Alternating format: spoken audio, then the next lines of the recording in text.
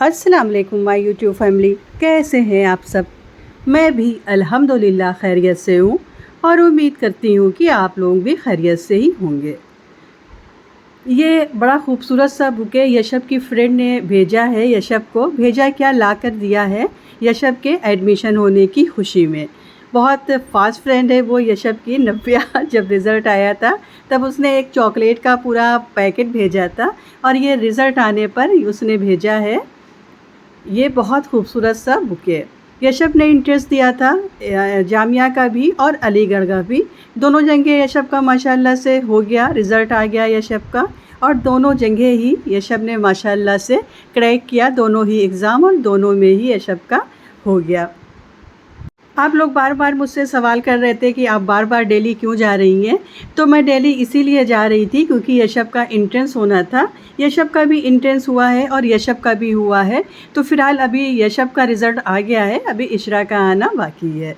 तो आप देखते हैं कि यशब एडमिशन कहाँ लेती हैं, अलीगढ़ में लेती हैं या दिल्ली में लेती हैं। आप लोग कमेंट करके बताइएगा कि कहाँ बेहतर रहेगा, अलीगढ़ या दिल्ली। कौन सी यूनिवर्सिटी ज़्यादा अच्छी है, कौन सी किस जगह यशब को एडमिशन लेना चाहिए। बहुत शुक्रिया आप लोगों का, आप लोगों ने बहुत ज़्यादा दुआएं दी थी यशब को जब यशब का रिज़ल्ट आया था और उसके बाद भी आप लोगों ने बहुत ज़्यादा विश किया। बहुत शुक्रिया आपका दिल से कि आप लोग मेरी हर खुशी में शामिल रहते हैं और ढेर सारी दुआएं देते हैं। उनका भी शुक्रिया जो दुआएं नहीं देते हैं और दिल में जल जाते हैं। तो खैर ये तो होना ही है। जब आदमी कामयाबी की तरफ बढ़ता है, जब कोई स्टार्ट करता है कोई भी काम, तो अगर 10 लोग खुश होते हैं तो उसमें 2 लोग ऐसे होते हैं जो कि जिनको खुशी रास नहीं आती है, जिनको खुशी नहीं मिलती है। खैर जो खुश हुए उनका भी दिल से शुक्रिया और जो नहीं खुश हुए उनका भी शुक्रिया। आप लोग ज़रूर से अपना कमेंट, आप लोग अपनी राय ज़रूर से दीजिएगा कमेंट में कि यशब एडमिशन कहाँ ले, कौन सी यूनिवर्सिटी बेस्ट रहेगी। अभी तो फ़िलहाल रिज़ल्ट आया है, अभी हम लोग गए नहीं हैं, अब जाना है। और ये यशब अब भाई वहाँ रहेंगी हॉस्टल में तो उसी की तैयारी कर रही हैं। थोड़े थोड़े से सामान अपने ला रही हैं, शॉपिंग कर रही हैं, क्योंकि अब ये जाएंगी तो इनको हर एक चीज़ की वहाँ पर ज़रूरत पड़ेगी। तो मैं तो नहीं गई उनके साथ, मैं चली गई थी इब्ने के साथ। थोड़ा सा सामान लेना था, अचार का मसाला लेना था और भी कुछ सामान मुझे चाहिए था घर का। तो मैं इब्ने के साथ चली गई थी और यशब अपनी फ्रेंड के साथ गई थी कुछ सामान लेने के लिए। ये सारे मैंने यशब से बोला कि अब थोड़ा सा सेल्फ डिपेंड बनो, अब अकेले रहना है तो थोड़ी सी शॉपिंग वगैरह सीखो, कैसे शॉपिंग होती है, कैसे सामान ख़रीदा जाता है। तो यशब चली गई और बड़ा रीज़नेबल रेट में बहुत अच्छे सामान लेके आई। सब सामान बहुत अच्छा था, परफेक्ट था और बहुत ही रीज़नेबल रेट में था। बच्चों को अपने साथ जब मार्केट जाएं तो अपने साथ ज़रूर लेके जाना चाहिए। कभी कभी मैं यशब को लेके जाती हूँ, कभी कभी मैं इशरा को भी लेके जाती हूँ, ताकि उनको समझ आए कि सामान कैसे ख़रीदते हैं, कैसे बार्गेन करते हैं। विशाल वगैरह में तो कोई ऐसा सिस्टम होता नहीं है बार्गेन करने का, वहाँ तो फ़िक्स प्राइस होते हैं। लेकिन जब आप लोकल शॉपिंग करते हैं, लोकल शॉप से शॉपिंग करते हैं, तो वहाँ पे बार्गेन करना पड़ता है। तो बच्चों को ये समझ होना चाहिए कि किस तरह से सामान लिया जाता है, कैसे बार्गेन किया जाता है। तो इन लोगों को अब धीरे धीरे समझ आ रहा है। अभी तक तो ये लोग पढ़ाई में ही मसरूफ़ रहीं तो इतना ज़्यादा तो कुछ था नहीं, लेकिन जब से इन लोगों की छुट्टियां हुई हैं तब से मेरी ये कोशिश है कि मैं इन लोगों को शॉपिंग कराना सिखाऊं, क्योंकि अब इन लोगों को अकेले ही शॉपिंग करना है। मैं तो करवाऊंगी शॉपिंग, लेकिन अगर रोज़ाना वाली जो ज़रूरत की चीज़ें होती हैं तो वो तो इन लोगों को खुद से लेना पड़ेगा। भाई घर से दूर रहेंगी, हॉस्टल में रहेंगी, तो वहाँ पे तो इनको अपनी ज़िंदगी को खुद से ही सेटल करना होगा, क्योंकि वहाँ तो ना अम्मा रहेंगे, ना अब्बा रहेंगे, ना तो और कोई रहेगा। तो वहाँ पे तो सब कुछ खुद से समझना है। तो मैंने यशब से बोला कि जाओ और अपने हिसाब से जो जो तुम्हें चाहिए, जैसे चाहिए वो सारे सामान लेके आओ, ताकि इनको पता चले कि यह क्या क्या लेके आई हैं और इसमें क्या सही लाई हैं, क्या गलत लाई हैं। अब जब ये यूज़ करेंगी तो पता चलेगा।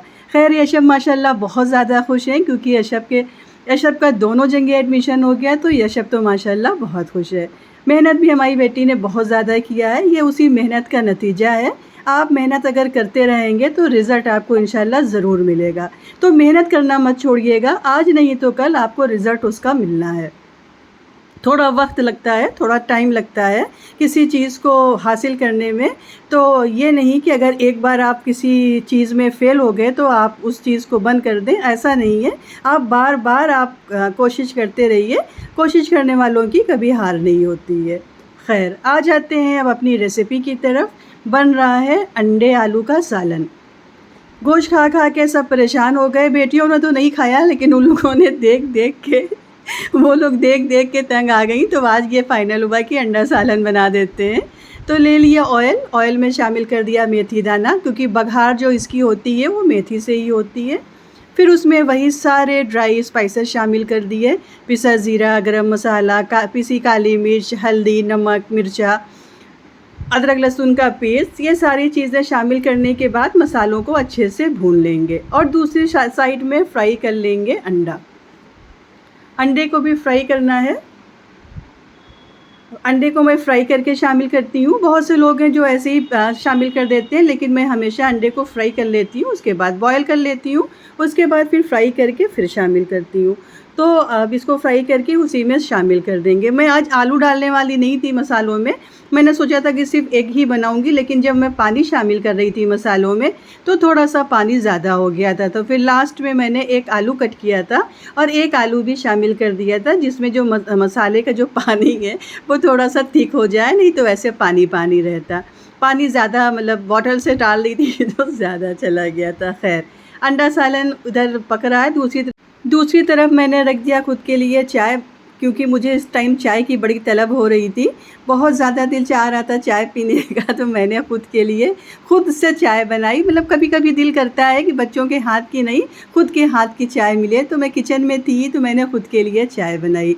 चाय भी बन गई और इधर देखिए अंडा सालन भी रेडी हो गया। अब इसमें शामिल कर देंगे ऊपर से हरा धनिया।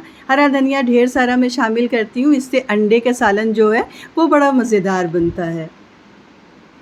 खैर, खाना वाना बनाने के बाद फिर हेल्पर अपना रोटी बनाएगी। आज गर्मी बहुत ज़्यादा है तो आज मैं तो किचन से फ़ौरन बाहर आ गई, बस अंडा सालन बना के उसके बाद फिर मैं समेटने लगी कपड़े।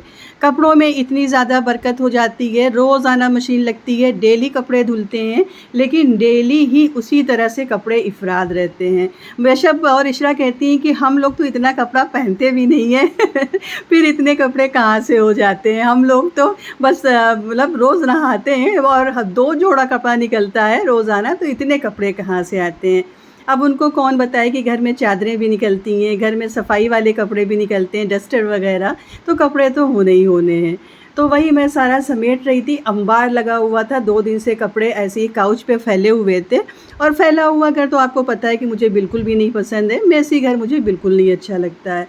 तो वही मैं कपड़े सारे फ़ोल्ड करने लगी और बहुत से कपड़े रखे हुए हैं अभी बाहर फैले हुए हैं बालकनी पे। आजकल मैं छत पे कपड़े नहीं ड्राई करती, मैं बालकनी पे ऐसे ही फैला देती हूँ वॉशिंग मशीन से निकाल के, और बस 2 घंटे के अंदर सारे कपड़े ड्राई हो जाते हैं।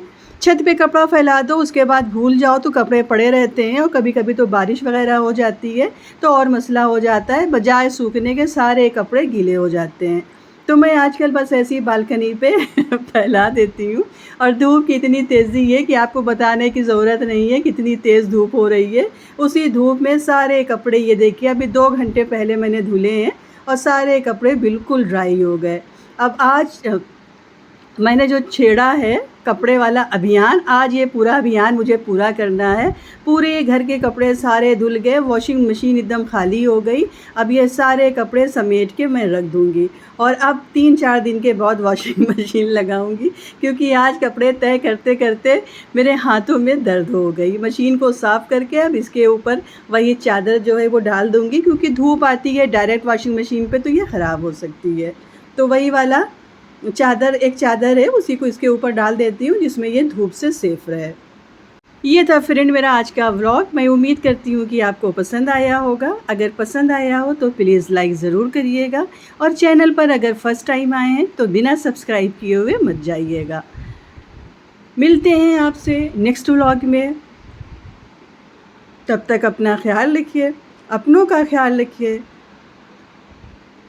मुझे दुआओं में याद रखिए। अल्लाह हाफ़िज़, बाय।